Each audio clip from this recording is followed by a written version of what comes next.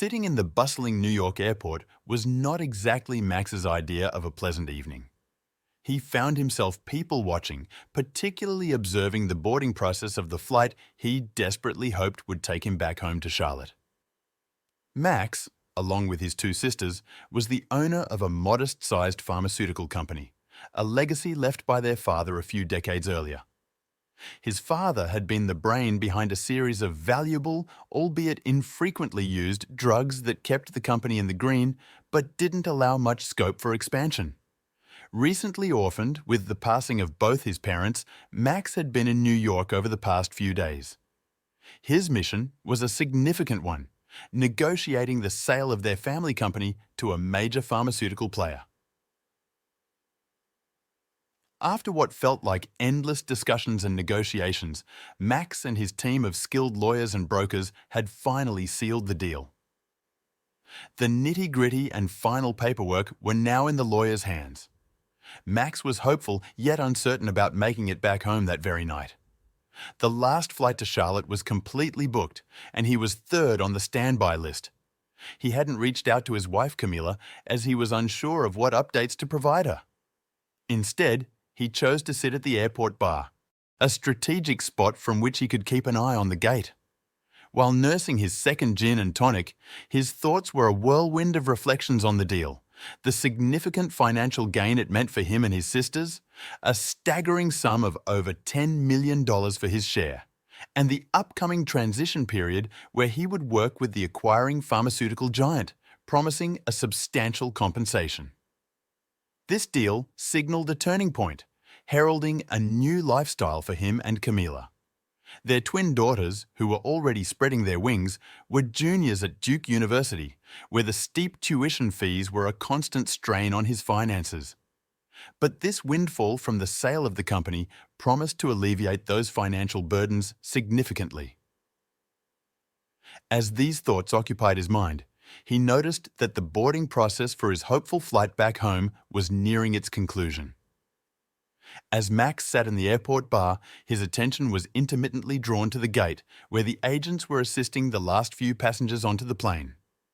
Just then, something remarkable happened. The boarding sign flickered and updated, displaying Max's name on the waitlist. Overjoyed, he hastily left money on the bar counter and signaled a hurried thanks to the bartender, who responded with a supportive thumbs up. Clutching his briefcase and duffel bag, Max sprinted towards the gate. At the gate, the agent swiftly handed him a boarding pass, explaining that a group of 4 passengers who had checked in remotely failed to show up, thereby freeing up seats. Max, along with 2 other lucky waitlisted passengers, quickly made their way down the jet bridge. To his pleasant surprise, Max discovered that his last-minute seat was in first class. He took it as a promising omen, interpreting it as a sign of good fortune not just for his flight home, but also for the successful closure of his pharmaceutical deal. As he settled into the comfort of his first-class seat, the boarding door sealed shut, and a flight attendant approached to offer him a drink. Deciding he deserved another, Max opted for another gin and tonic. The plane began to taxi, and amidst the gentle hum of the engine, Max, feeling the effects of his drinks and the exhaustion of the day, drifted into a peaceful sleep, filled with dreams of a prosperous future where he and Camilla could always afford the luxury of first-class travel. The jolt of the plane's landing woke him up, and Max realized he had finally arrived in Charlotte. Disembarking, he made his way to the taxi stand. He had initially driven his pickup truck to the airport, but given his tiredness, slight intoxication, and the late hour, he decided against driving home. It was too late to ask Camilla to pick him up, considering they lived a fair distance outside of Charlotte. Settling into the back seat of the taxi, the long drive provided just enough time for Max to fall asleep again, lulled by the rhythm of the moving vehicle.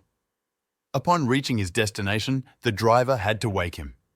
Max paid the fare, adding a generous tip for the inconvenience, and with a bit of effort, he clumsily exited the taxi. It had indeed been a long, eventful, and transformative day. In the late evening, as Max stepped out of the taxi, his thoughts were preoccupied with the comforting prospect of curling up in bed with Camilla.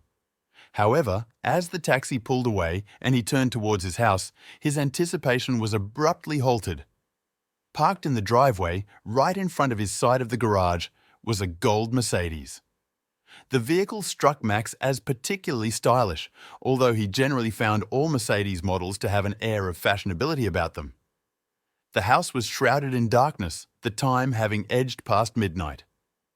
Max found himself rooted to the spot, a mixture of confusion and surprise washing over him as he tried to process the unexpected sight. He recalled his phone conversation with Camila around noon, which had taken place from his lawyer's office. She hadn't mentioned anything about expecting late-night guests. Max's mind raced as he tried to conjure a benign explanation for the presence of the car, something that would allow him the simple pleasure of joining a warm, sleepy Camila in bed. Yet, his mind didn't naturally bend towards such optimistic scenarios.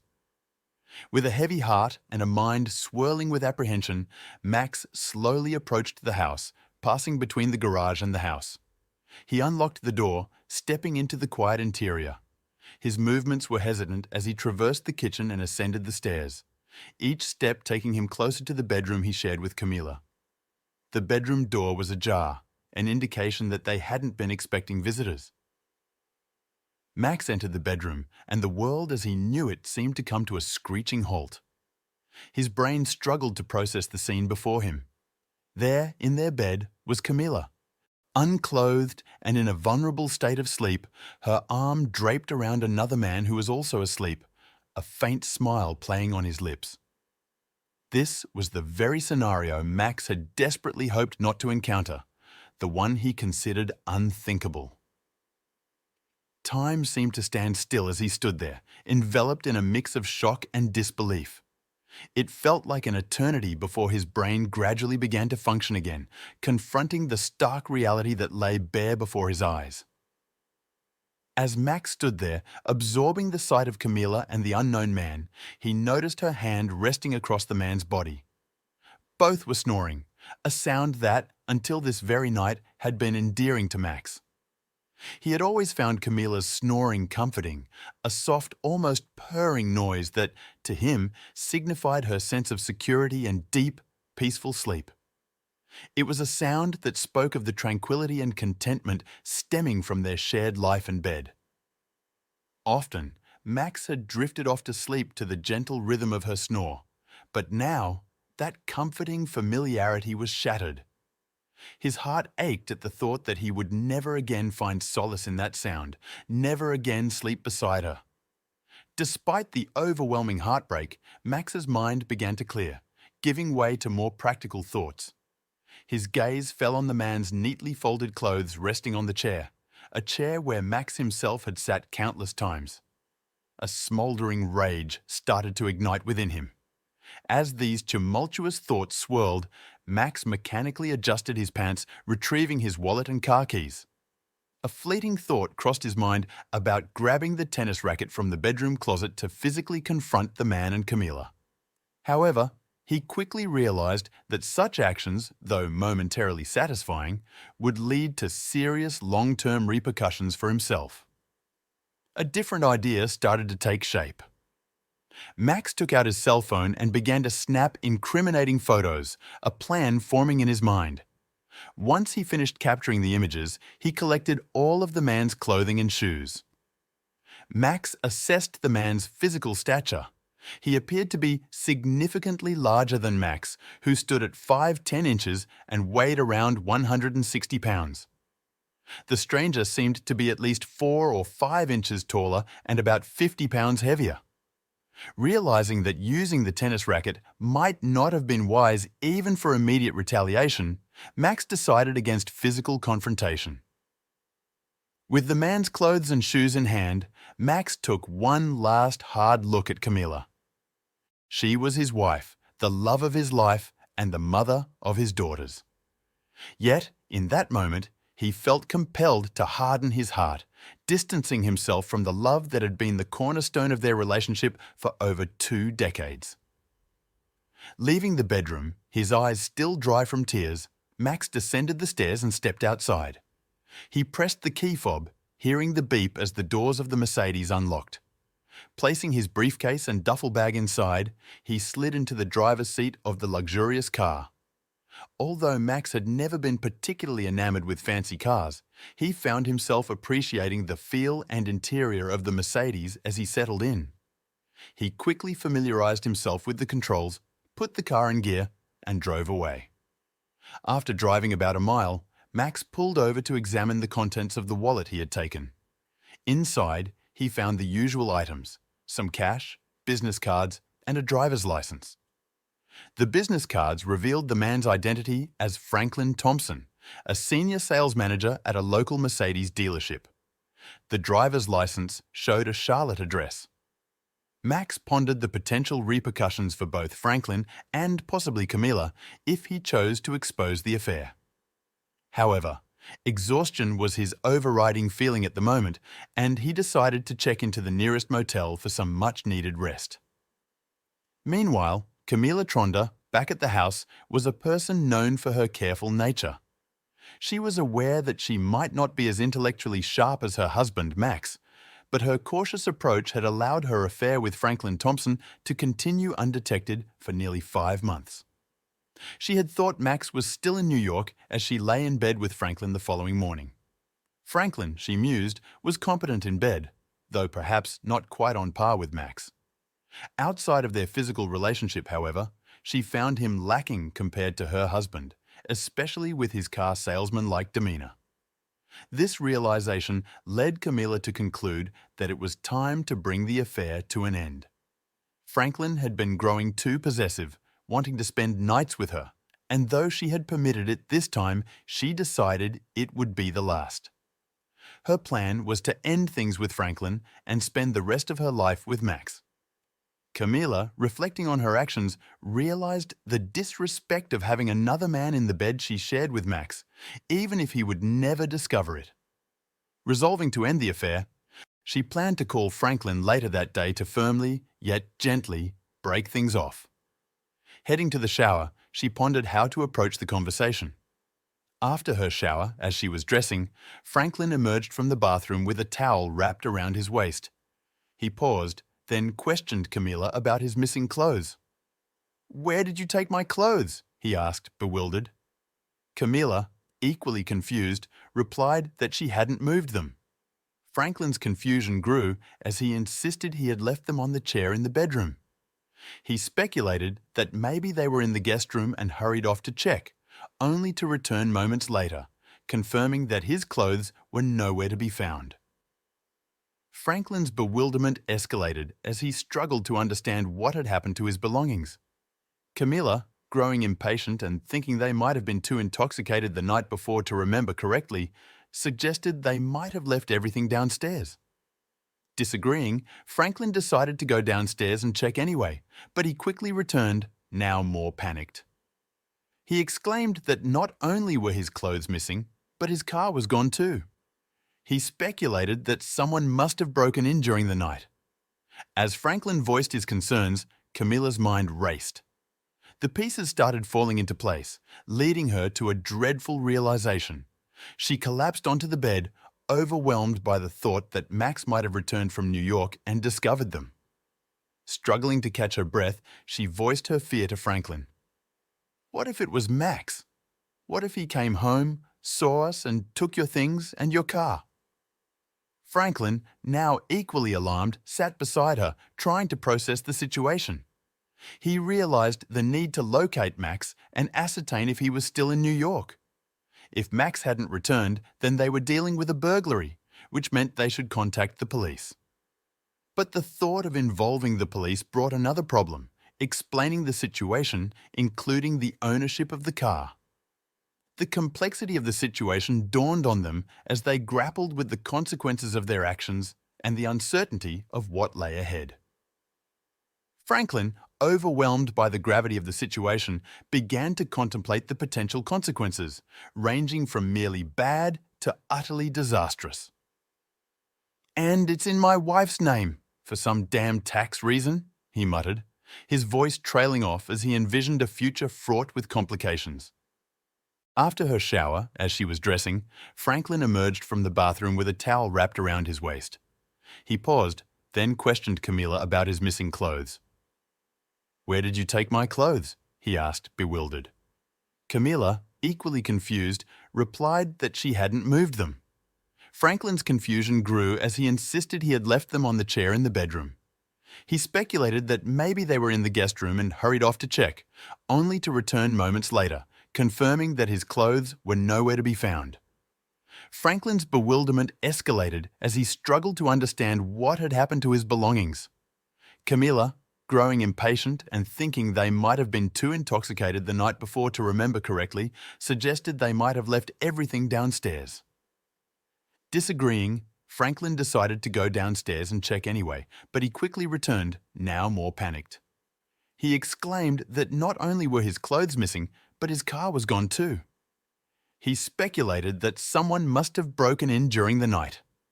As Franklin voiced his concerns, Camilla's mind raced. The pieces started falling into place, leading her to a dreadful realization. She collapsed onto the bed, overwhelmed by the thought that Max might have returned from New York and discovered them. Struggling to catch her breath, she voiced her fear to Franklin. "What if it was Max? What if he came home, saw us, and took your things and your car?"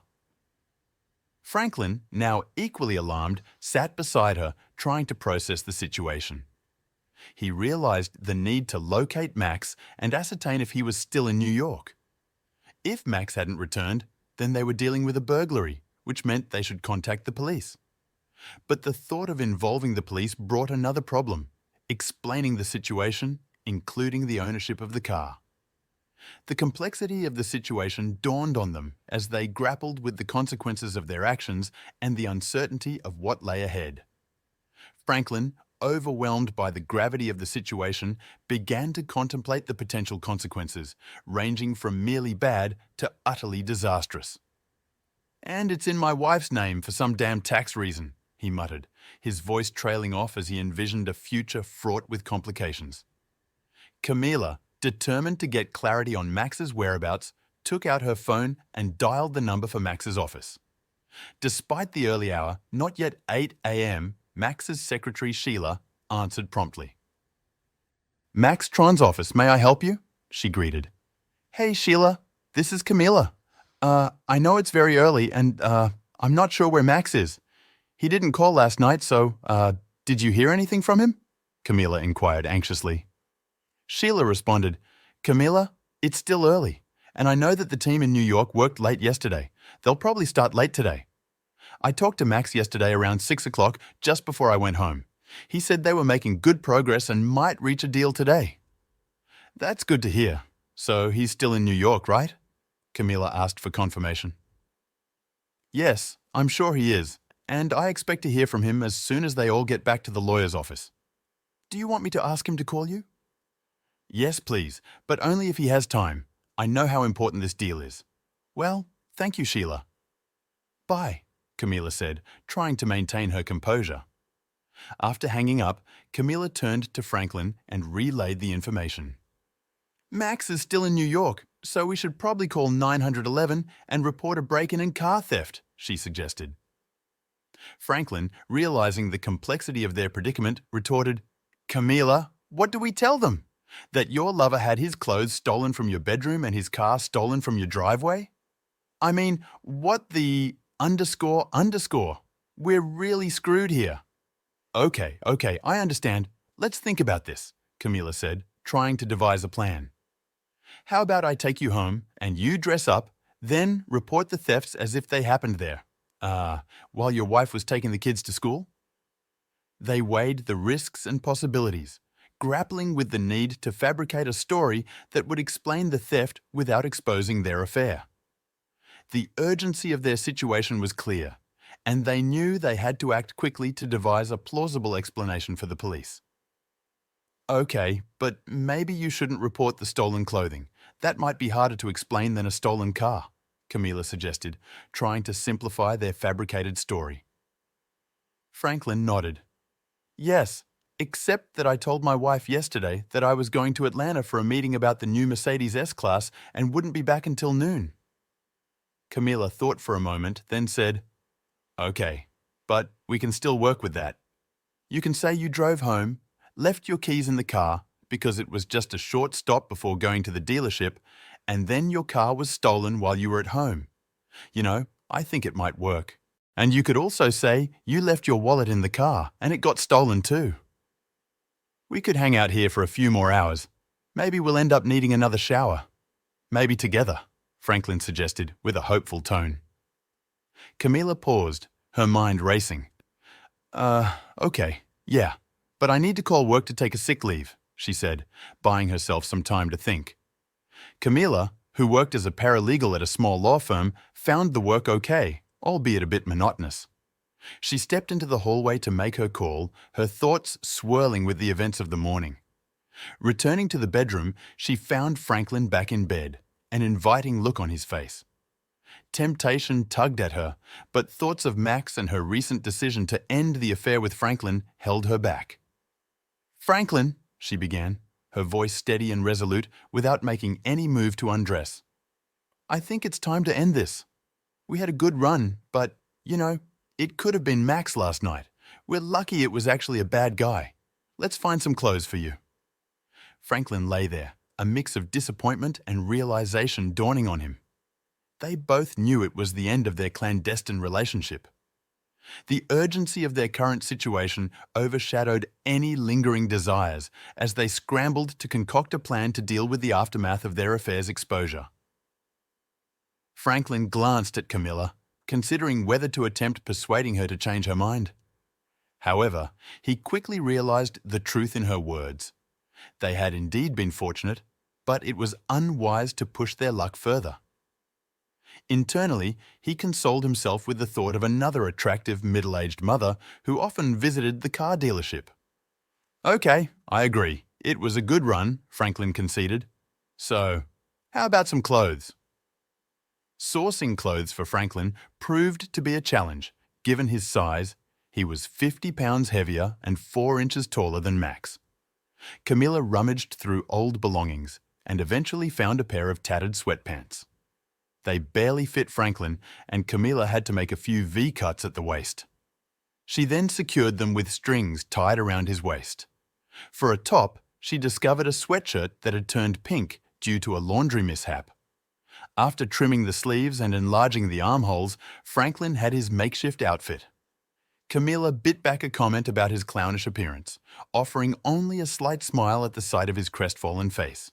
Resigned to their situation, they decided to pass the time by watching TV until it was appropriate to head over to Franklin's house. Meanwhile, early that morning, around the same time Franklin was discovering his missing clothes and car, Max had pulled into the driveway of the address listed on Franklin's driver's license. It was a pleasant house, complete with a small bicycle leaning against the garage wall. Max sat in the stolen Mercedes, lost in thought and surprisingly tearless.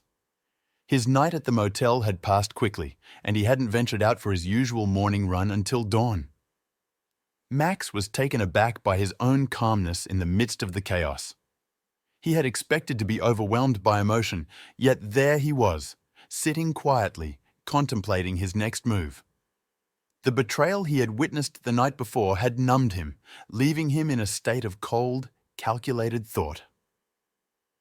As he observed the house, Franklin's house, he wondered what his next steps should be.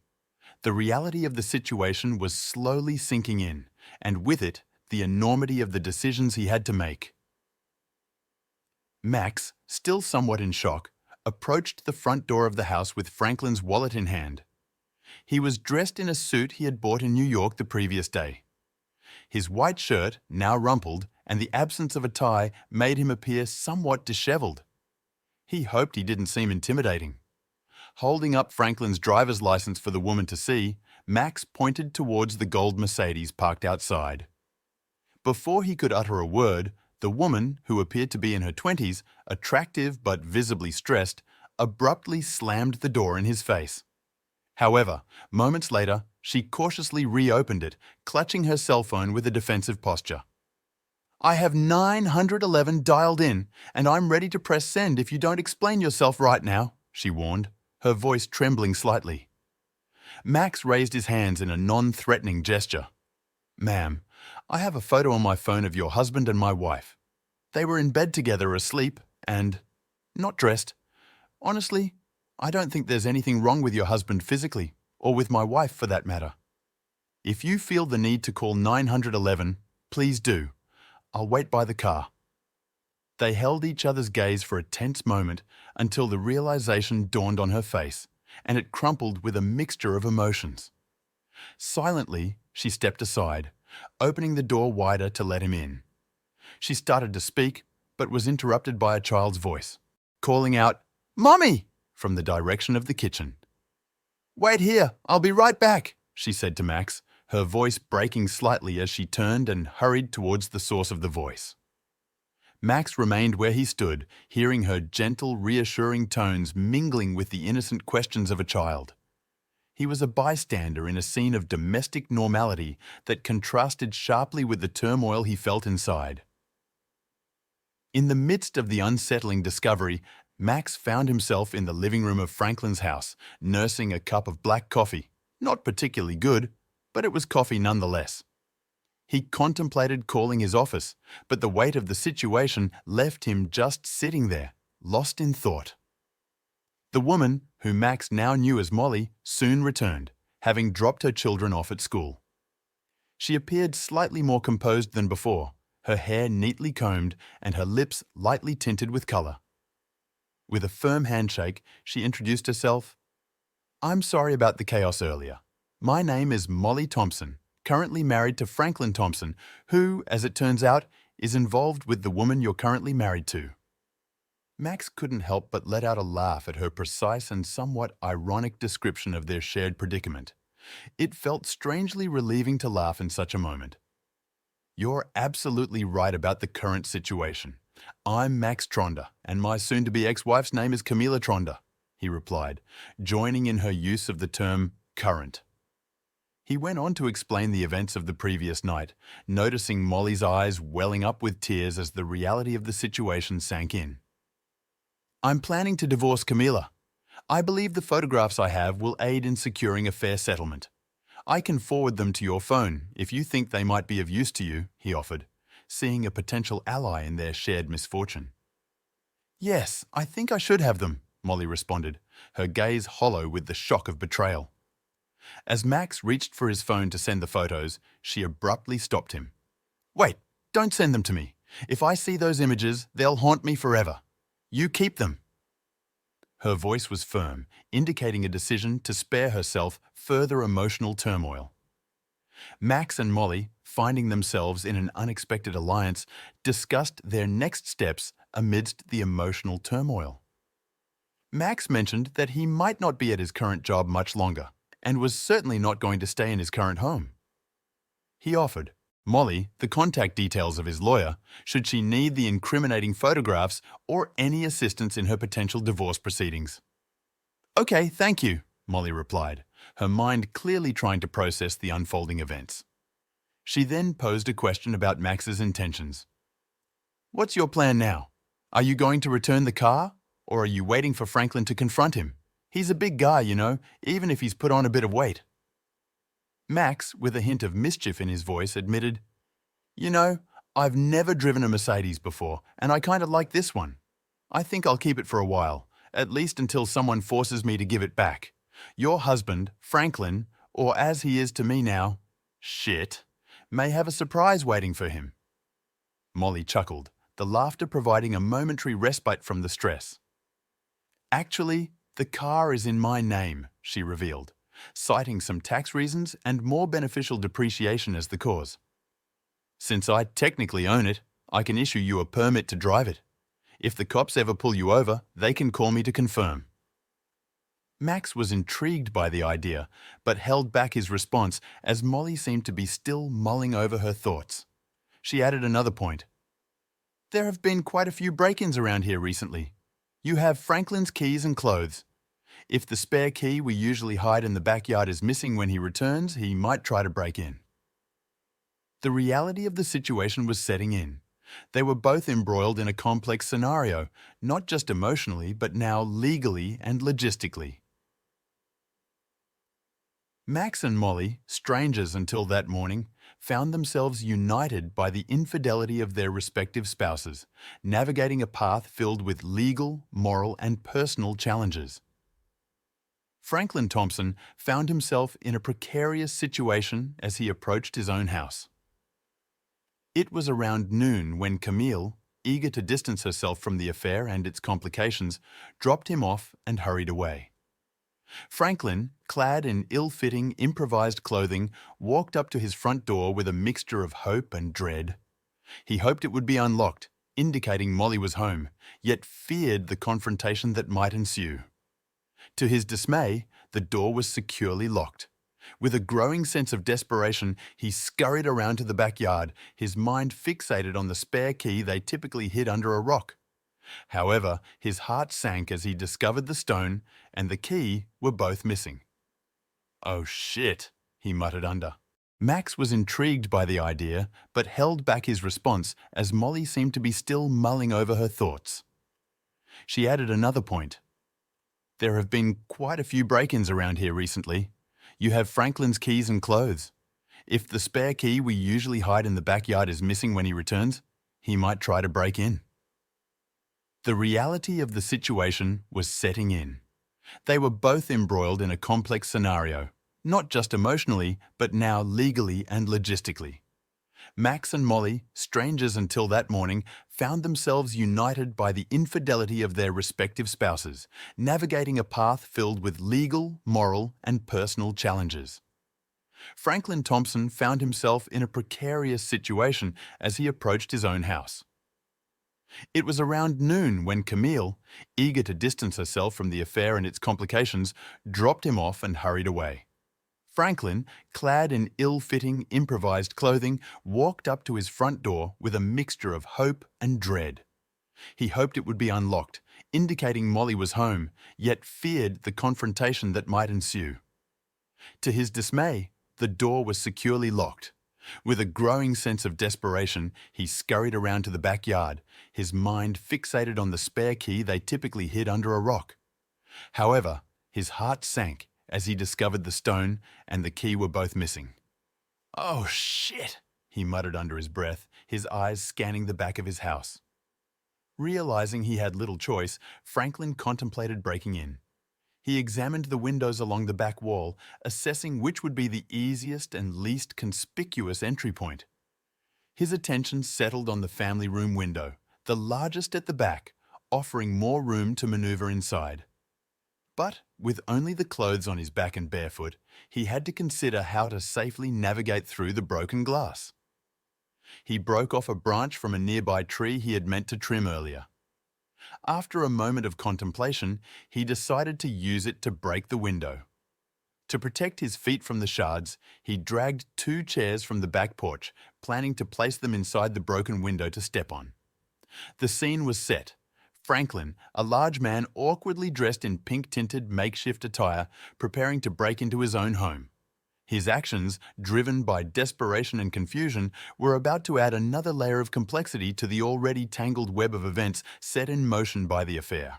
Franklin Thompson, already ensnared in a complicated situation, found his day deteriorating rapidly. After Camille hastily dropped him off and left, he stood before his locked house, clad in his improvised, ill-fitting attire.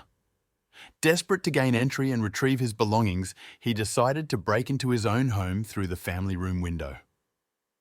Strategically placing 2 chairs by the window to avoid stepping on shattered glass, Franklin took a few deep breaths to steady himself. With a swift motion, he hurled a tree branch through the window, causing it to shatter with a loud crack. However, his momentary triumph was instantly overshadowed by the blaring siren of the activated home alarm system. To worsen matters, a police car, summoned by Molly's earlier call to the local station about potential break-ins in the area, was driving down his street at that exact moment. "Damn, damn, damn," Franklin muttered under his breath, scrambling to climb over the chairs into the house, hoping to deactivate the alarm. But it was too late. The police officers, upon seeing him, ordered him to stop and step away from the house with his hands raised. Franklin complied, slightly cutting his legs on the glass as he clambered off the chairs. As he tried to explain, one officer handcuffed him and read him his rights. When asked if he had any identification, Franklin's response was hesitant. He explained he had no ID because he lost his car, along with all his belongings. The officers, eyeing his peculiar tracksuit, seemed skeptical. When probed further about the car's disappearance, Franklin found himself at a loss for words. He was torn between revealing the true location and reasons for not reporting the car missing, and the desire to avoid further legal complications for attempting to break into what was, ironically, his own home. In a desperate attempt to avoid further complications, Franklin Thompson, handcuffed and standing beside a police car, proposed a solution to his predicament. He suggested the officers contact his wife to verify his identity and offered to be taken to his office, where he could seek assistance in acquiring some clothes. Despite his discomfort, Franklin recognized that enduring embarrassment at his dealership was far preferable to landing in jail. One of the police officers, taking Franklin's suggestion, dialed Molly's number. Franklin overheard fragments of the conversation, with the officer introducing himself as representing the Charlotte Police Department. The officer explained the situation. A man claiming to be Molly's husband was caught breaking into the house after losing his clothes. The response from Molly was not what Franklin had hoped for. She firmly stated that her husband was supposed to be in Atlanta, and anyone attempting a break-in should be treated as a burglar. As the officer relayed Molly's wish that the supposed intruder be jailed, despair overwhelmed Franklin. Near tears, he was escorted to the patrol car, his situation taking a turn for the worse. Meanwhile, Camila, deeply preoccupied with thoughts of Max and their recent encounters, arrived at her office. Realizing she was half a day late, she was determined to make up for the lost time. Yet Max's uncharacteristic silence troubled her. She first tried his cell phone, receiving no answer, and then dialed his office, speaking to Sheila, his secretary. Camila expressed her growing concern for Max, noting his unusual lack of communication. Sheila, sensing Camila's anxiety, promised to call Max's location in New York and get back to her with any updates. True to her word, Sheila promptly returned Camila's call a few minutes later. "Camila, this is Sheila," she began, explaining that she had spoken to a secretary at the law office where Max was supposed to be. Camila listened intently, hoping for some news that could shed light on Max's whereabouts and well-being, still unaware of the chaotic series of events that had unfolded. As Camila grappled with her growing unease, Max Tronder was en route to a meeting with a divorce lawyer, Anna Reinhardt, recommended by his trusted business lawyer, Fred Thomas. Driving the gold Mercedes he had somewhat impulsively decided to keep for the time being, Max reflected on his rapidly changing circumstances. Upon arrival at the lawyer's office, Max was slightly comforted by its ambience, professional yet not ostentatiously luxurious. The secretary greeted him courteously and informed him that Miss Reinhardt would see him shortly. As he waited, he observed the balanced decor, a reassuring sign of professionalism without extravagance. Soon, Anna Reinhardt, a 50-year-old woman with a robust figure and strikingly dyed red hair, appeared. Introducing herself, she immediately put Max at ease, mentioning that Fred had briefed her and urged her to provide Max with the best possible assistance. They proceeded to her office, where the setting was pleasant and functional. Accepting a cup of coffee from the secretary, Max began recounting his story. He detailed his discovery of his wife's infidelity, his desire for a divorce, and his concern about safeguarding his financial interests, particularly the profits from the recent sale of his and his sister's companies. He deliberately omitted the episode involving the golden Mercedes, although he suspected that Anna might have appreciated the irony in the tale. Anna listened attentively, then addressed Max with a mix of professionalism and empathy. "Max, is it okay if I address you by your first name?" she inquired. He nodded in agreement. "And please call me Anna," she responded. She then delved into the details of his case. While no situation like this is ever ideal, there's some relatively good news for you, given the circumstances. She referenced the preliminary information Fred had shared with her, preparing to discuss the specifics of Max's case and how best to navigate his impending divorce. To reconcile with your wife, you need to think about it seriously before moving forward with this divorce. Divorce is final, and once the process starts, it's often a downward spiral of emotions and confrontations. It's not just about the legalities, it's about your life, your children's lives, and the emotional aftermath that follows. If there's any part of you that believes reconciliation is possible, I would advise exploring that option first. However, if you are certain about this decision, then we will proceed swiftly and efficiently. The petition for divorce is relatively straightforward in cases like yours. I can have the initial paperwork prepared by early tomorrow, which means we could potentially serve the divorce papers to your wife by tomorrow afternoon. Following that, we'll work on a proposed settlement agreement, which I can have ready by next week. In the settlement, we'll aim to address all the assets you mentioned: the house, retirement accounts, and any other joint assets. Given your high income and the discrepancy in earnings between you and your wife, you should expect to pay alimony. This can be structured in a way to minimize long-term financial commitments, like dipping into your retirement funds. Instead, a higher alimony payment might be more beneficial in the short term.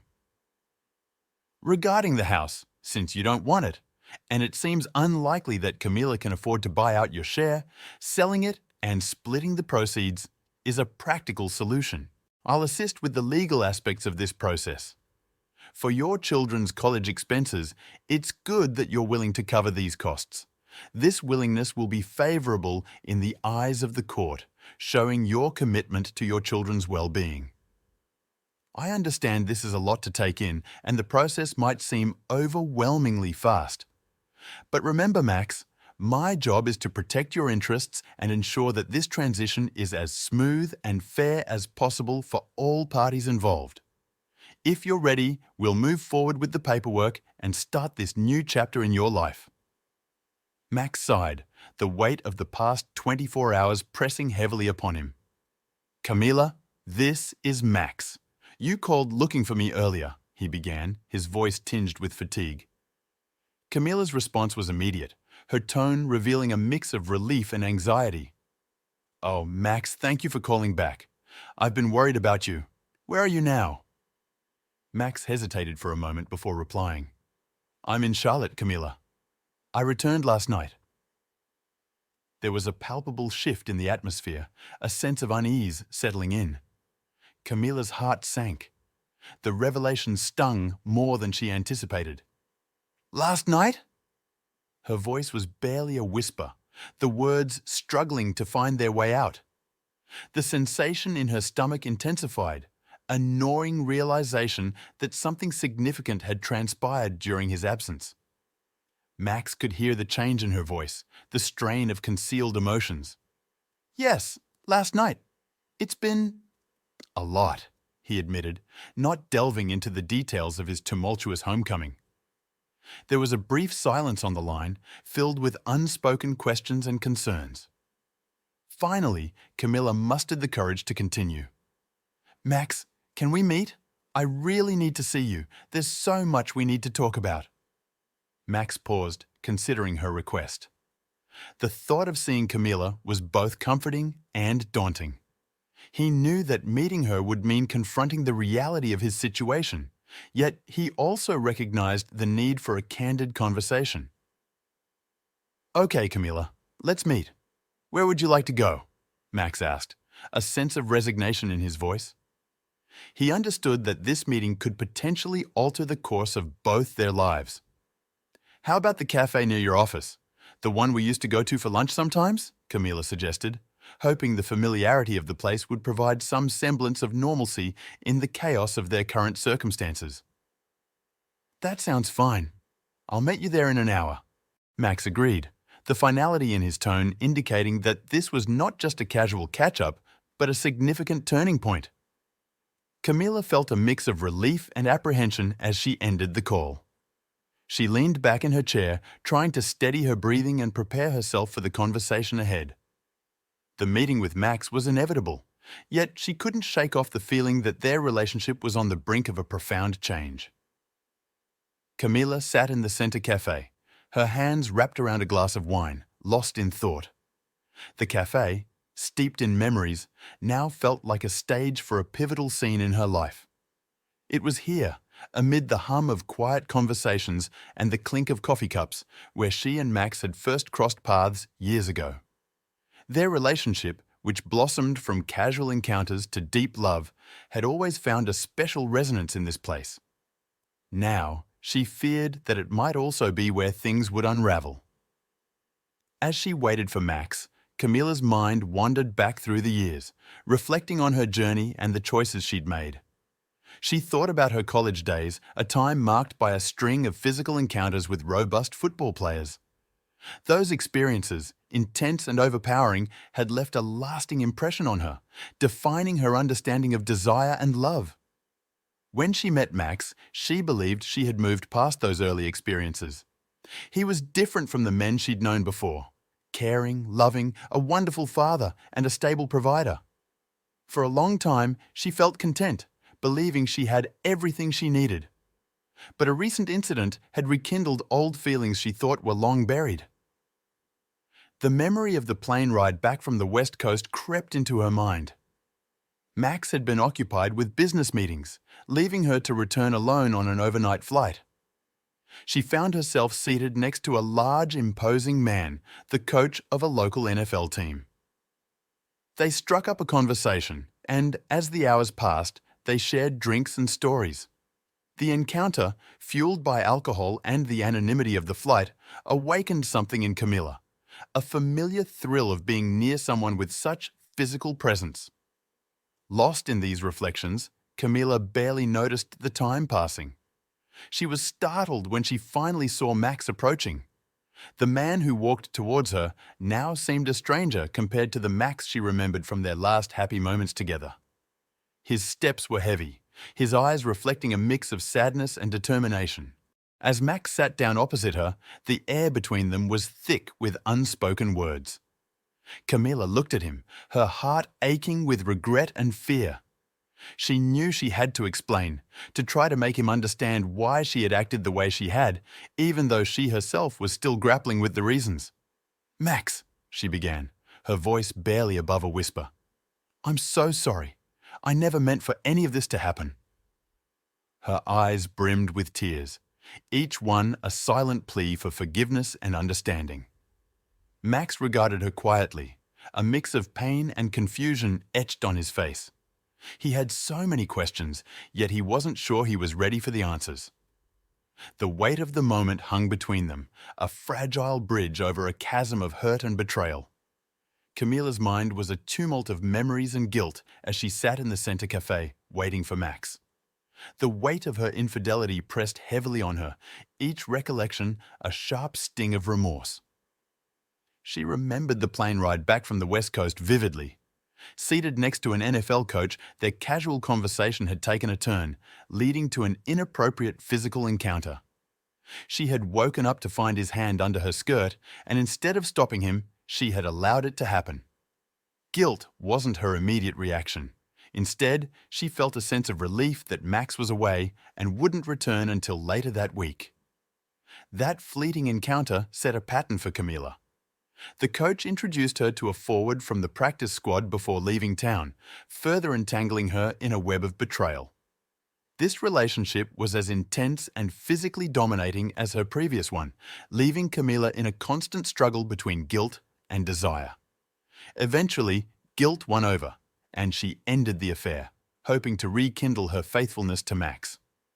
For a while, it seemed she had succeeded. As their daughters left for college, Camila and Max found themselves rediscovering each other, their relationship seemingly stronger than ever. However, the old desires resurfaced unexpectedly. Max's gesture of offering her a new luxury car inadvertently led her to Franklin Thompson at the Mercedes dealership. Franklin wasn't particularly charming or skilled in bed, but he ignited something in Camila that she thought was long extinguished.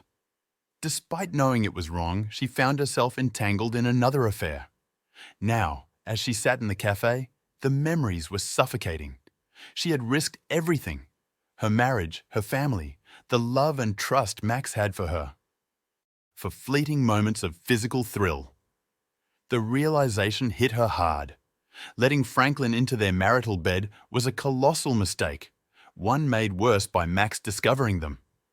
Lost in these thoughts, Camilla barely noticed Max approaching. When she finally looked up, the sight of him was a jolt back to reality. He seemed to have aged years in the short time since she had last seen him. His eyes, once full of warmth and love, now carried a depth of hurt and betrayal. "Hello, Camilla," Max said, his voice steady but laced with a sadness that cut through her. Camilla's heart ached as she looked at him. Here was the man she loved, the father of her children, whom she had hurt so deeply.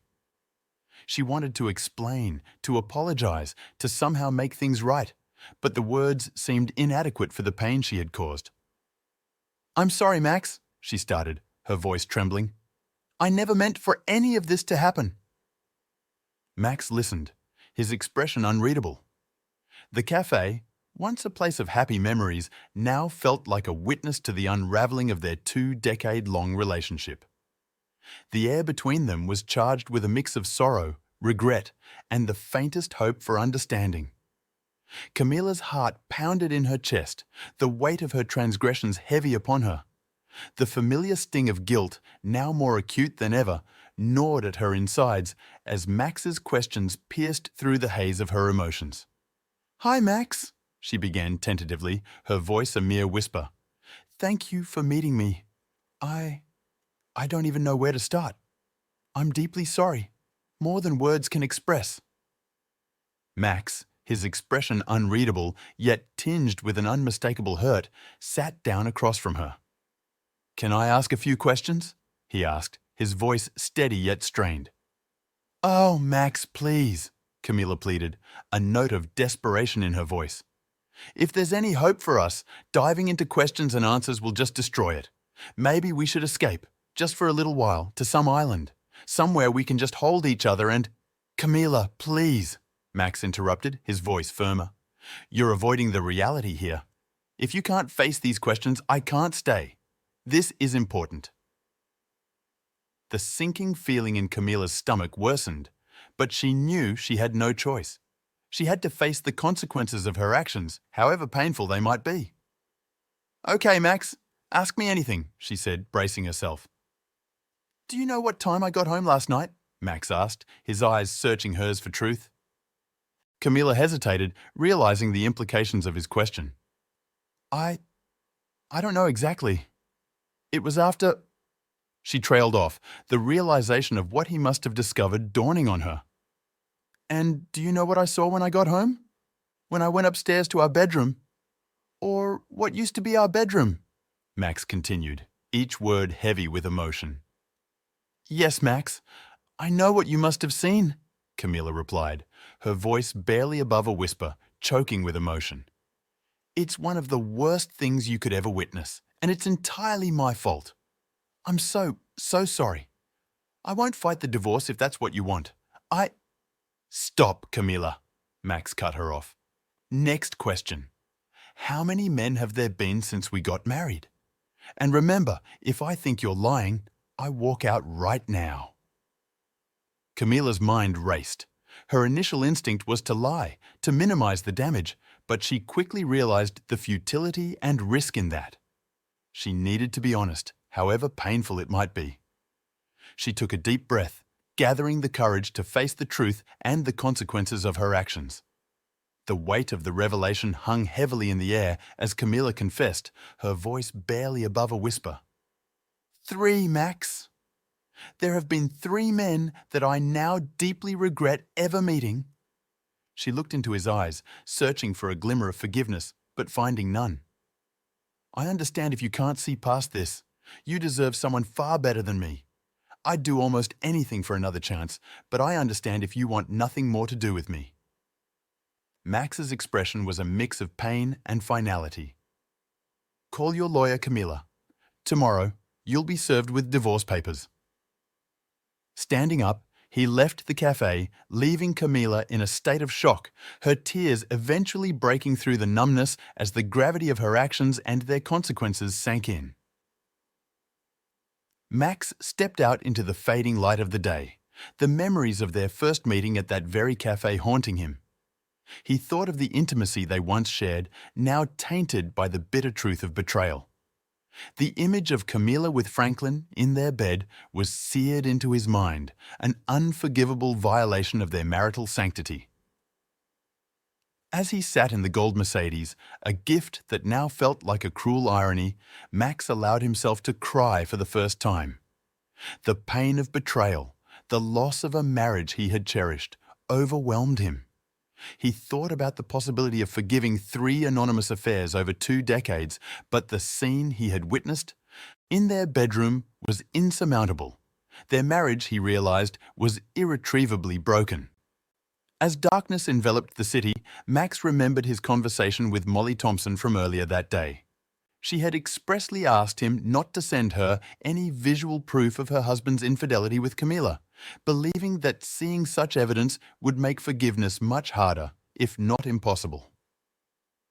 Feeling a sense of solidarity in their shared pain, Max decided to call Molly. He wanted to share his thoughts and the realization that had come to him, that sometimes not seeing is better than seeing. Perhaps in this shared wisdom, there was a small comfort to be found amidst the ruins of what once was. Max listened intently as Molly answered the phone. "Hello, Molly, this is Max Tronder. I'm just checking in to see how you're holding up and to discuss what to do with the Mercedes." Molly's voice was steady, albeit tinged with the stress of recent events. "Hi, Max. Thanks for calling. I'm managing somehow.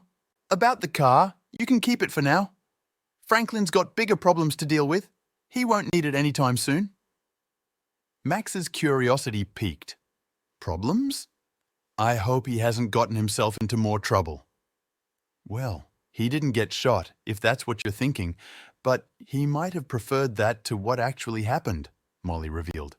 He tried to break into our house and ended up assaulting a police officer. They subdued him with a stun gun.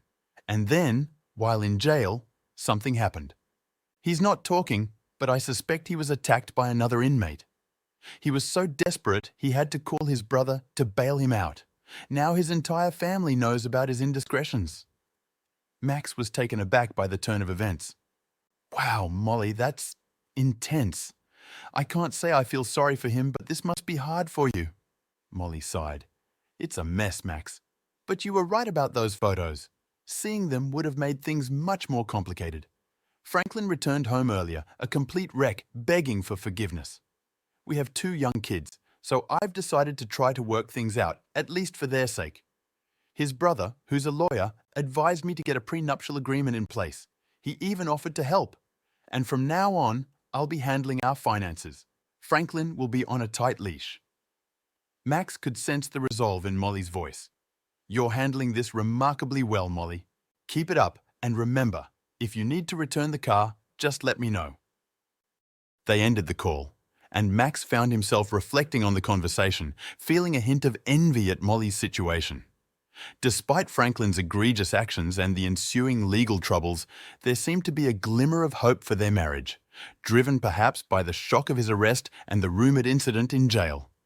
Max hoped, for Molly and her children's sake, that Franklin had indeed learned his lesson. Max drove back to the motel where he was staying, his mind heavy with the day's events.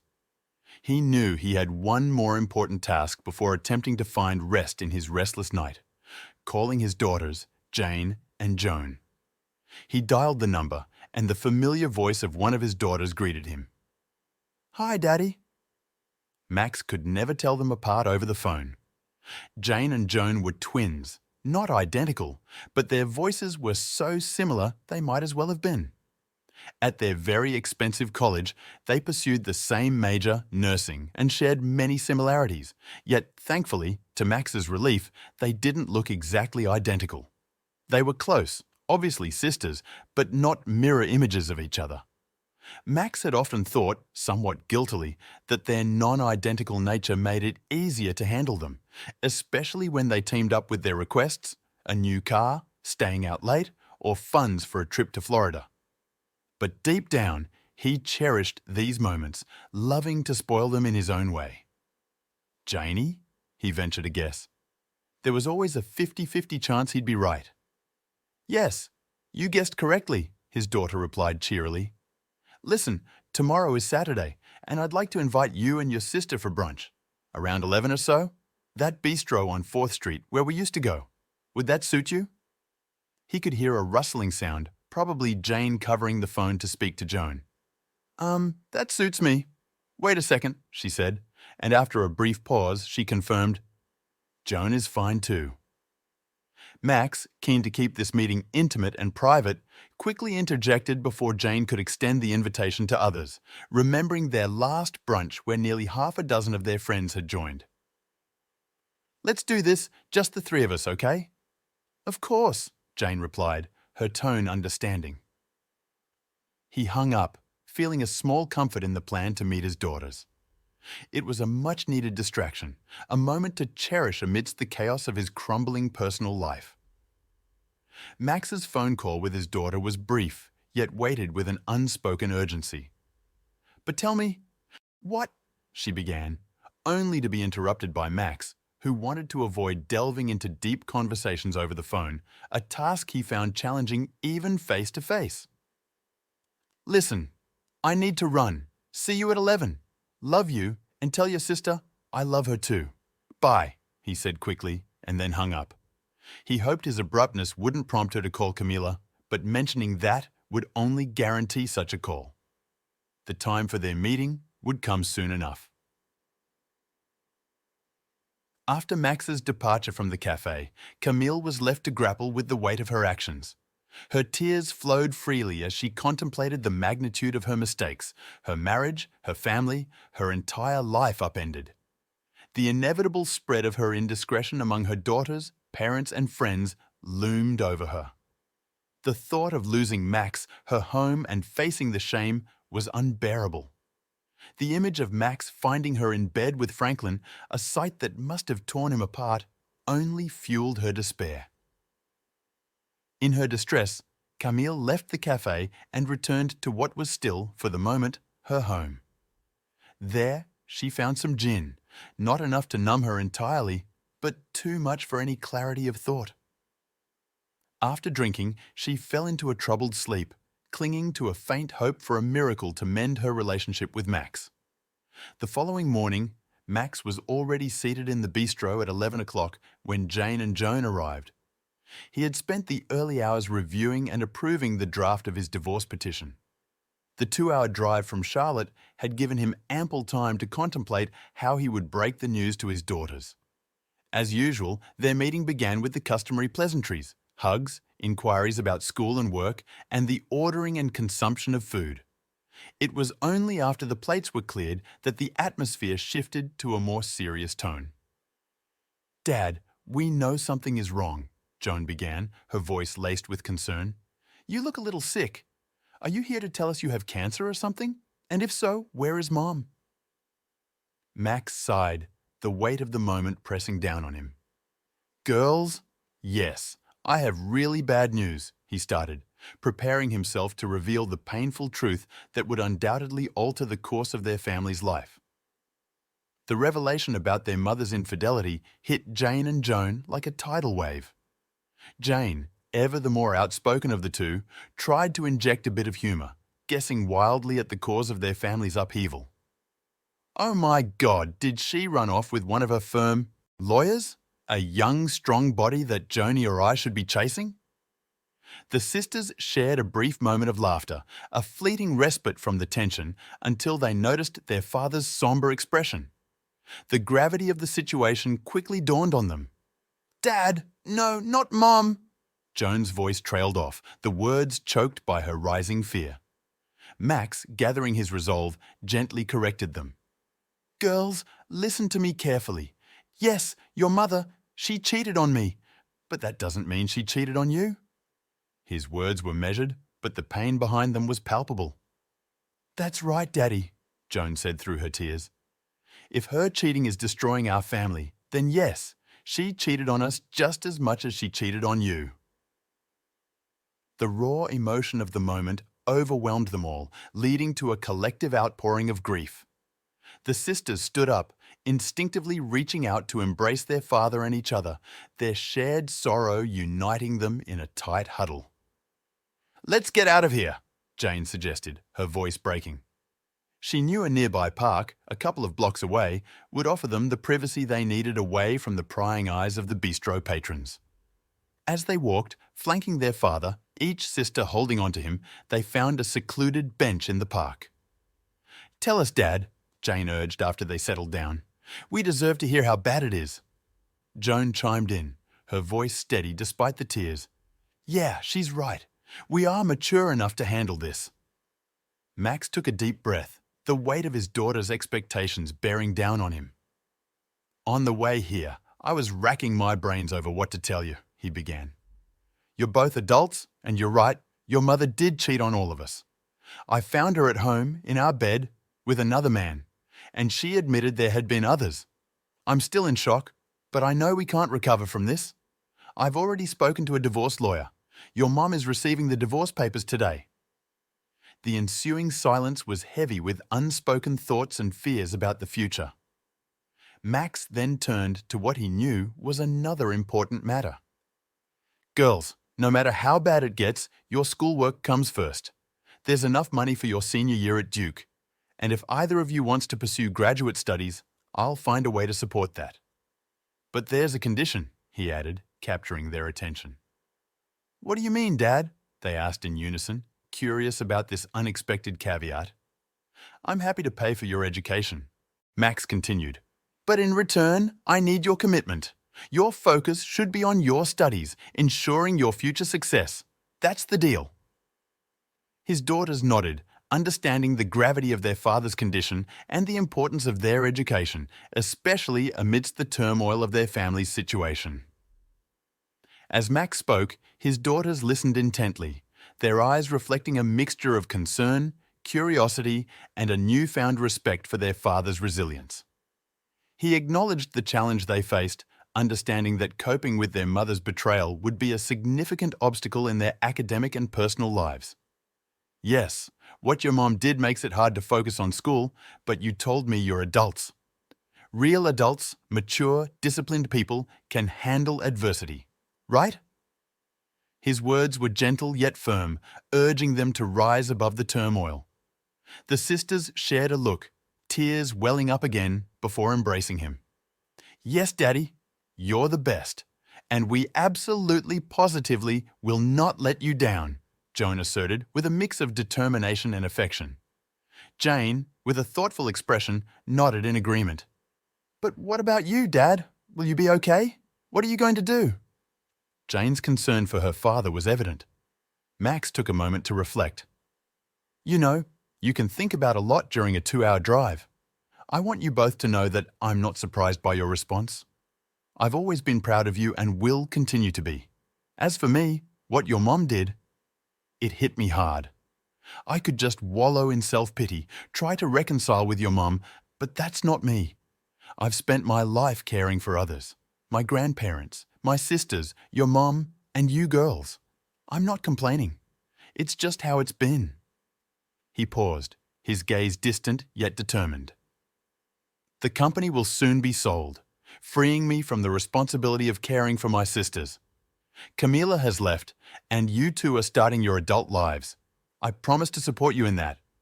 But now, it's time for me to focus on myself. 2 home runs out of 3 isn't bad, right? So, it's time for a new life, one dedicated to caring for me." Joan's eyes brightened. "That's great, Dad, really. If you mean it, that's fantastic." Jane, however, was more inquisitive.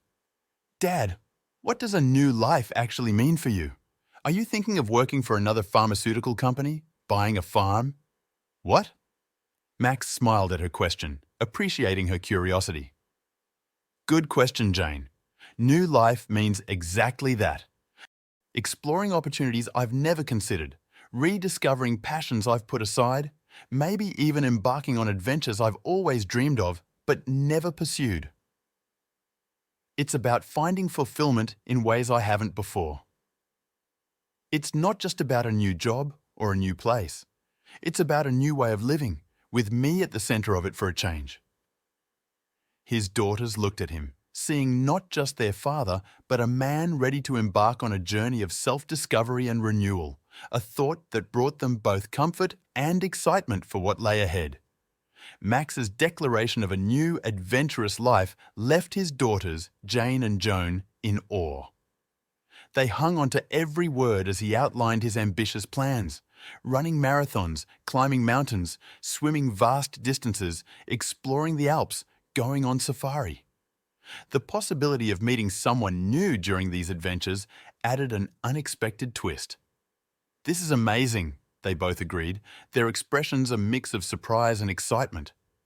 This wasn't the father they knew, but an adventurous spirit ready to embrace life's possibilities. "Did you really come up with all this while driving here from Charlotte?" Jane inquired, still trying to grasp the magnitude of his transformation. Max nodded. "Yes, partly.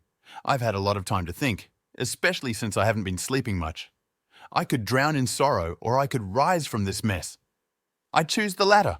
Trust me, I'll be fine." After an emotional farewell filled with more hugs, kisses and tears, Max left for Charlotte in his gold Mercedes.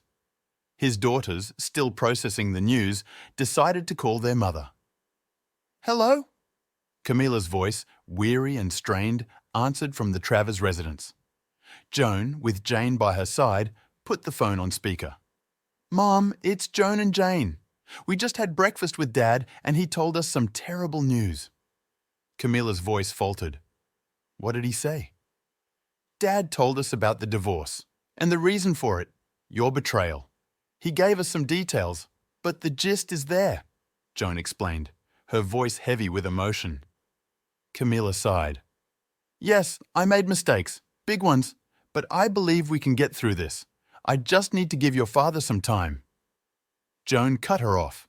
"Mom, Dad said divorce. He wasn't talking about a temporary separation or fixing things. He mentioned cheating." Camilla tried to remain hopeful.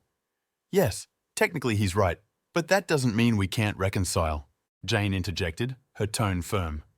"Mom, you're not seeing the reality. Dad already met with a divorce lawyer. He said there's no turning back for you two." Joan added, "He's adamant, Mom. It's not just about the cheating. It's about everything that's been broken because of it." Their mother's silence on the other end of the line spoke volumes. The reality of the situation was setting in, leaving Camilla to grapple with the consequences of her actions and her daughters to come to terms with the irrevocable changes in their family dynamics. In the aftermath of the heart-wrenching conversation with their mother, Joan and Jane found themselves grappling with a complex mix of emotions. Despite their mother's role in the upheaval of their family life, they couldn't help but feel a sense of concern for her. Joan voiced this paradoxical worry. "It's odd, isn't it? We're more worried about Mom, who caused all this, than Dad." Their conversation lingered on this topic, but they eventually resolved not to rush to Charlotte, choosing instead to let their parents navigate this tumultuous period without their direct involvement. Meanwhile, Camilla sat in her home in Charlotte, nursing a hangover from the gin she had consumed the night before. Her conversation with her daughters left her feeling a deep sense of regret and despair. She knew she needed to act, to somehow begin addressing the chaos she had wrought. As she contemplated her next steps, possibly even considering buying more gin to numb the pain, the doorbell rang. Opening the door, Camilla found herself face to face with a young woman who appeared to be chewing gum. "Can I help you?" Camilla inquired, her voice tinged with a mix of curiosity and apprehension. "Yes, ma'am. Are you Camilla Travers, Max Travers' wife?" the woman asked in a matter-of-fact tone. Camilla, taken aback, responded, "Yes, that's me. What do you need?" Without missing a beat, the woman handed Camilla a folder filled with documents and simultaneously took photographs of the exchange. "You've been served," she stated plainly. Confused and overwhelmed, Camilla could only utter a bewildered "What?" as she watched the woman turn and walk back to her car. Clutching the folder, Camilla slowly retreated back into her house, the reality of the situation beginning to sink in. The divorce papers in her hands symbolized the finality of her actions and the irrevocable change about to unfold in her life. Sitting in the grand ballroom of an upscale hotel, Camilla's eyes followed Jane, her daughter, gliding gracefully across the dance floor with her new husband. The joyous occasion momentarily took a back seat as Camilla's mind wandered back to the past, to a time when life seemed overwhelmingly complex. She remembered the teenage years of her daughters, filled with a whirlwind of activities, emotional ups and downs, and the constant presence of boys who, in her eyes, were either too harsh or excessively kind towards them. Back then, Camilla had felt swamped by life's demands. Max was always engrossed in his job, and her own career as a lawyer seemed uneventfully monotonous. Yet, in her current state of nostalgia, Camilla longed for those chaotic days. Her life had undergone little change professionally. She was still at the same law firm, engaged in the same tedious legal paperwork. Her thoughts were interrupted as Carl, her companion for the evening, approached with a glass of wine. He was a kind, middle-aged lawyer, slightly portly and balding, a stark contrast to Max. He had kindly accompanied her to Jane's wedding and reception. "The bride looks beautiful, just like her mother," Carl remarked, handing her the wine. "Thank you, Carl. You're very kind." "And thanks for the wine," Camilla replied, appreciating his gentle nature. She considered the possibility of a relationship with Carl, though it seemed clear that he had no such intentions. Her gaze inevitably drifted across the room to Max. He had recently returned from a mountaineering expedition in Nepal, and the adventure had left its mark on him. He looked more fit and vibrant than ever, his tan skin giving him the appearance of a bronze Greek statue. He was a vision of the robust, adventurous life he had chosen to lead post-divorce. At that moment, he was engaged in lively conversation with Joan and her boyfriend, his hand intertwined with that of a strikingly beautiful woman. Seeing Max in this light, Camilla felt a pang of regret and loss. He had moved on, embraced a life full of adventure and new relationships, while she remained tethered to her past mistakes, unable to escape the consequences of her actions. The contrast between their lives was stark and served as a poignant reminder of what she had lost and the enduring impact of her choices. As Camilla watched her ex-husband Max enjoying the wedding reception, she learned from Joan that he had met his new companion during a mountaineering trip in South America. They had since been traveling and adventuring together, sharing a passion for the outdoors. This revelation stirred a sense of discomfort and jealousy in Camilla, making her feel increasingly out of place at her own daughter's wedding. Sensing her discomfort, Carl, her date for the evening, gently suggested they leave. "Camilla, I think it's time we head out. You've done your part as the mother of the bride. Lingering here and fixating on your ex-husband isn't beneficial for you, and frankly, it's not great for our companionship either," Carl said, with a mix of concern and forthrightness. Carl's words resonated with Camilla. He was right. Staying any longer would only deepen her distress. Gratefully acknowledging his insight, Camilla agreed to leave. She made her way through the crowd to bid farewell to her daughters and the newlyweds. Despite the challenge, she managed to avoid any interaction with Max and his new partner, a decision that pained her but felt necessary. As Camilla left the hall, Max caught a glimpse of her. For a fleeting moment, he experienced a tinge of melancholy, reminiscing about their shared past. His daughter Joan, noticing his brief distraction, asked him about the peculiar gold Mercedes he had driven during their fraught breakfast meeting years ago at Duke. Max chuckled at the memory. "Ah, that gold Mercedes. That was a strange episode. I borrowed it from a friend and eventually returned it. If I remember correctly, she sold it not long after. It was quite an ill-fated car, to be honest," he explained, subtly steering the conversation away from the past and towards his current life and adventures. Turning back to his companions, Max engaged in lively discussions about their upcoming mountain excursions, leaving behind the memories of the gold Mercedes and the complex history it represented. The chapter of his life involving the car, much like his marriage to Camilla, was now firmly in the past, replaced by new adventures and a different path forward.